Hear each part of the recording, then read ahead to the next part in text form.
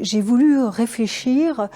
plus précisément sur ce qui fait obstacle à la puissance d'agir,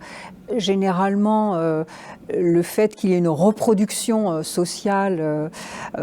qui a été bien mise en évidence chez Bourdieu et Passeron.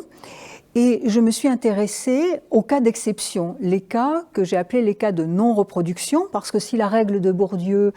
et de Passeron vaut d'une manière générale, il y a ce qu'ils appellent eux-mêmes des exceptions, à savoir des individus qui changent de classe sociale, et c'est la raison pour laquelle je me suis penchée sur ceux que j'ai appelés les transclasses.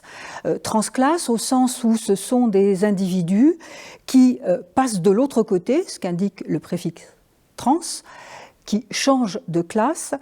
et j'ai préféré parler de transclasse plutôt que de transfuge de classe, précisément parce que le terme de transfuge est un peu connoté péjorativement, il implique une idée de désertion. Donc ce terme de transclasse me permettait d'essayer de comprendre les causes du changement de classe sociale à travers les obstacles que rencontrent les individus. Et j'ai essayé également d'en analyser les effets.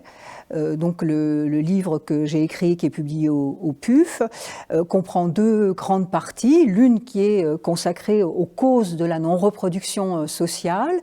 et qui s'attache à mettre au jour tous les facteurs qui peuvent jouer sur la constitution de la situation d'un individu. Causes qui peuvent être des causes économiques, politiques, scolaires, mais pas seulement. J'ai voulu montrer que ce qui préside au destin ou au parcours des individus, ce sont aussi des causes familiales, des causes affectives, des rencontres, et j'ai essayé d'embrasser toutes ces causes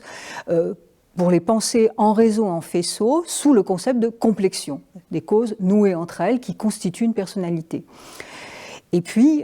dans un second temps, eh bien, l'objectif, c'était d'essayer de comprendre les effets induits sur le changement de classe sociale, alors principalement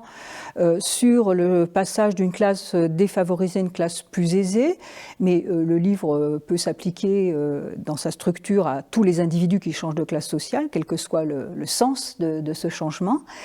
Donc, je voulais analyser les effets en montrant que les individus qui changent de classe sociale sont en proie à une logique que j'appellerais une logique de l'entre-deux, puisqu'ils sont à la fois d'un milieu d'origine et d'un milieu d'arrivée, où ils ne sont ni l'un ni l'autre, c'est-à-dire qu'ils sont tiraillés par une double appartenance et qu'ils doivent donc se constituer